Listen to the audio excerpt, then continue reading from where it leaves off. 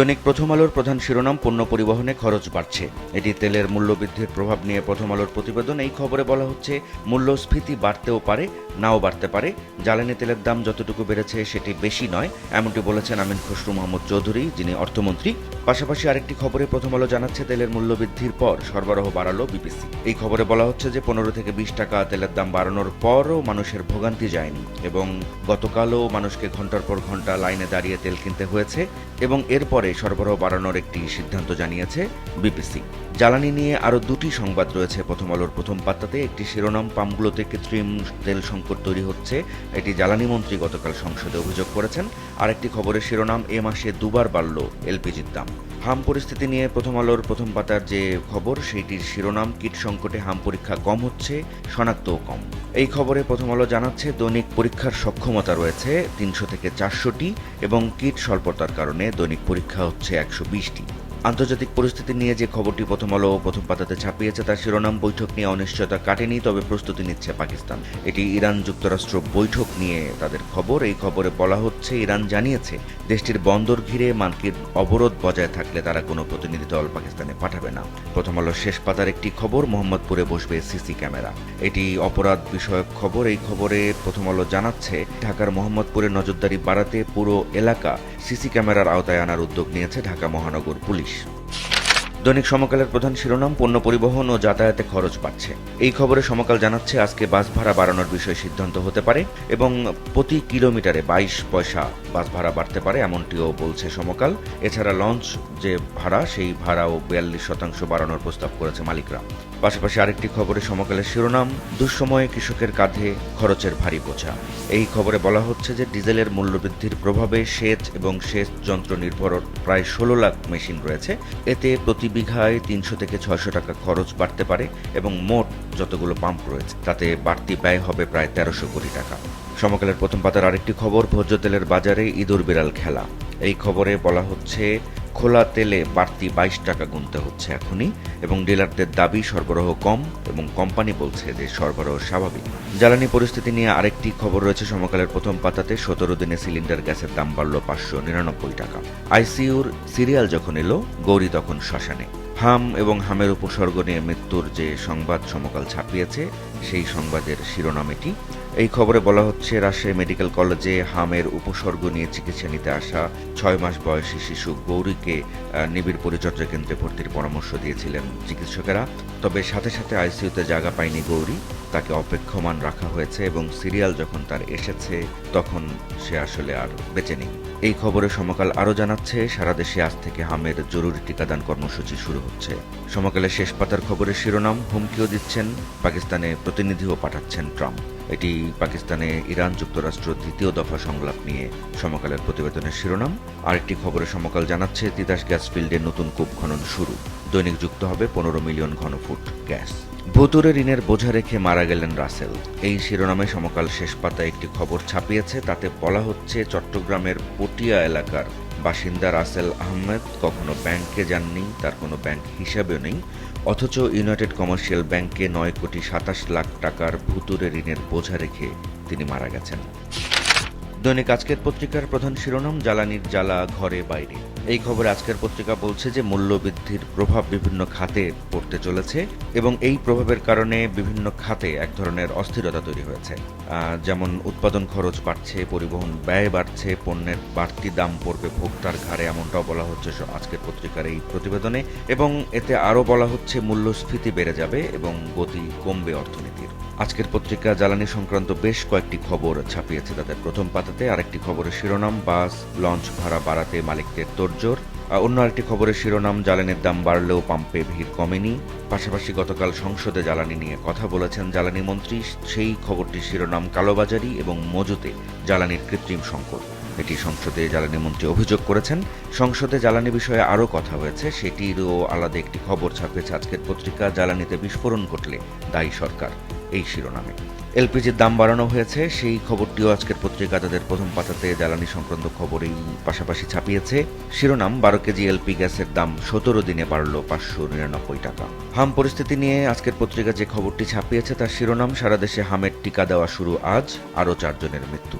আলোচনা খুব চাচ্ছেন ট্রাম্প, অনর অবস্থানে ইরান। মধ্যপ্রাচ্য সংকট নিয়ে আজকের পত্রিকার খবরের শিরোনাম এটি। চলে যাচ্ছে আজকের পত্রিকার শেষ পাতায় যে খবরটি উপরে ছাপানো হয়েছে, অ্যামোনিয়ার অভাবে এবার বন্ধ ডিএপি কারখানা। সার উৎপাদন সংকট নিয়ে আজকের পত্রিকার খবরের শিরোনাম এটি। পাশাপাশি আরেকটি খবরে আজকের পত্রিকা জানাচ্ছে তিতাসে নতুন কূপ খনন শুরু। অন্যান্য যেসব খবর আজকের পত্রিকার শেষ পাতাতে রয়েছে তার একটি শিরোনাম গ্রাম্য সালিশে অপদস্থ নারীর আত্মহত্যা। যে মানিকগঞ্জের খবর, এই খবরে বলা হচ্ছে যে গ্রাম্য সালিশে অপমান এবং মারধরের শিকার এক নারী আত্মহত্যা করেছেন বলে অভিযোগ উঠেছে। এনসিপিতে যোগ দিলেন ৪৫ নেতা। গতকাল জাতীয় নাগরিক পার্টিতে ৪৫ জন যোগ দিয়েছেন, সে খবরটি আজকের পত্রিকা শেষ পাতায় ছাপিয়েছে। হবিগঞ্জে সরকারি জমি নিয়ে সংঘর্ষে কলেজ ছাত্র নিহত, আইনশৃঙ্খলা পরিস্থিতি নিয়ে খবর, এবং এই খবর আরও জানানো হচ্ছে সংঘর্ষে দুই পক্ষের অন্তত ৩০ জন আহত হয়েছে। দৈনিক যুগান্তরের প্রধান শিরোনাম জনজীবনে বড় ধাক্কা। এটি জ্বালানি তেলের দাম বাড়ানো বিষয়ে যুগান্তরের প্রতিবেদনের শিরোনাম। এই খবরে বলা হচ্ছে বিভিন্ন খাতে এর প্রভাব পড়তে চলেছে, যার মধ্যে রয়েছে পণ্যমূল্য, পরিবহন খাত, কৃষি, শিল্প খাত, বিদ্যুৎ। এই সব খাতে বড় প্রভাব পড়বে, যুগান্তর এই প্রতিবেদনে এমনটাই জানাচ্ছে। জ্বালানি পরিস্থিতি নিয়ে আরও কয়েকটি খবর রয়েছে। তেলের দুর্ভোগ কমেনি, দাম বাড়ুক কিন্তু আর ভোগান্তি সহ্য হচ্ছে না, এই শিরোনামে যে তেলের জন্য অপেক্ষার যে খবর সেটি দিয়েছে যুগান্তর। পাশাপাশি আরেকটি খবরে যুগান্তর জানাচ্ছে পাম্পে তেল সরবরাহ বাড়ছে আজ থেকে। জ্বালানি নিয়ে আরও একটি খবর, 12 কেজি এলপিজি সিলিন্ডারের দাম বাড়ল 212 টাকা। গতকাল সংসদে জ্বালানি তেল নিয়ে বেশ কথা হয়েছে, সেই বিষয়ে যে সংবাদটি যুগান্তর ছাপিয়েছে তার শিরোনাম জ্বালানি তেল নিয়ে সংসদে উত্তাপ। আজকে পাকিস্তানে ইরান যুক্তরাষ্ট্র বৈঠক হওয়ার কথা, সেই বিষয়ক যে খবরটি যুগান্তরের প্রথম পাতাতে রয়েছে বেশ বড় করে। শিরোনাম পাল্টাপাল্টি হুমকির মাঝে আশার আলো। আজকে থেকে হামের বিশেষ টিকা ক্যাম্পেইন শুরু হচ্ছে সারা দেশে, সে খবরটি যুগান্তর প্রথম পাতাতেই ছাপিয়েছে। শিরোনাম দেওয়া হয়েছে দুর্বল স্বাস্থ্য কাঠামো হাম সংক্রমণের প্রধান কারণ। সংসদে মহিলা আসনে নির্বাচন নিয়ে যুগান্তর একটি বিশেষ প্রতিবেদন ছাপিয়েছে, তার শিরোনাম দেওয়া হয়েছে প্রশ্নবিদ্ধ নারীর ক্ষমতায়ন। দৈনিক কালের কণ্ঠের প্রধান প্রতিবেদন অর্থকষ্টে সরকার। এই খবরে কালের কণ্ঠ জানাচ্ছে যে সরকারের তহবিলে টান পড়েছে এবং অর্থ বছরের ৮ মাসে রাজস্ব ঘাটতি দেখা দিয়েছে ৭১,৪৭২ কোটি টাকা, এবং ব্যাংক থেকে ৯ মাসেই সরকারের ঋণ হয়েছে ১,০৯,০০০ কোটি টাকা, এবং লক্ষ্যমাত্রা পূরণের রাজস্ব টার্গেট রয়েছে মাসে ৭৫,০০০ কোটি টাকা। ভর্তুকি কমাতে আইএমএফ ঋণের কিস্তি ছাড়ে চাপ দিচ্ছে। জ্বালানি পরিস্থিতি নিয়ে বেশ কয়েকটি প্রতিবেদন রয়েছে কালের কণ্ঠের প্রথম পাতাতে। একটি শিরোনাম তেলের দাম বাড়লেও পাম্পে কমেনি ভিড়, দীর্ঘ অপেক্ষা। অন্য আরেকটি খবরের শিরোনাম 12 কেজি এলপিজি সিলিন্ডারের দাম বাড়ল 212 টাকা। আরেকটি খবরের শিরোনাম জ্বালানি তেলের সর্বশেষ পরিস্থিতি, প্রধানমন্ত্রীকে জানালেন মন্ত্রী প্রতিমন্ত্রী। হাম পরিস্থিতি নিয়ে যে খবরটি কালের কণ্ঠের প্রথম পাতায় রয়েছে, শিরোনাম হামের ছোবলে একদিনে ঝরল আরও 4 শিশুর প্রাণ। সারা দেশে টিকাদান কর্মসূচি শুরু হচ্ছে আজ, এটিও তারা এই খবরের মধ্যেই জানিয়েছে। আর সংসদ নিয়ে যে প্রতিবেদনটি কালের কণ্ঠ প্রথম পাতাতে ছাপিয়েছে তার শিরোনাম সরকারি দলের এমপিদের অঙ্গভঙ্গির নিন্দা জামাত আমিরের। দৈনিক কালবেলার প্রধান শিরোনাম চোখ রাঙাচ্ছে তাপমাত্রা, বিস্ফোরা লোডশেডিং। এই খবরে কালবেলা বলছে যে কাগজে কলমে বৈশাখ জ্যৈষ্ঠ মিলে গ্রীষ্মকাল হলেও গরম থাকবে সেপ্টেম্বর পর্যন্ত, এবং এই গ্রীষ্মে বিদ্যুতের চাহিদা বাড়ছে। দিনে 5 থেকে 7 ঘন্টা পর্যন্ত লোডশেডিং হচ্ছে বিভিন্ন এলাকায়, এমনটাও বলা হচ্ছে এই প্রতিবেদনে। জ্বালানি পরিস্থিতি নিয়ে কালবেলা বেশ কয়েকটি প্রতিবেদন ছাপিয়েছে। বলতে গেলে কালবেলার প্রথম পাতার অর্ধেক অংশেরও বেশি জুড়ে এই সব খবর রয়েছে।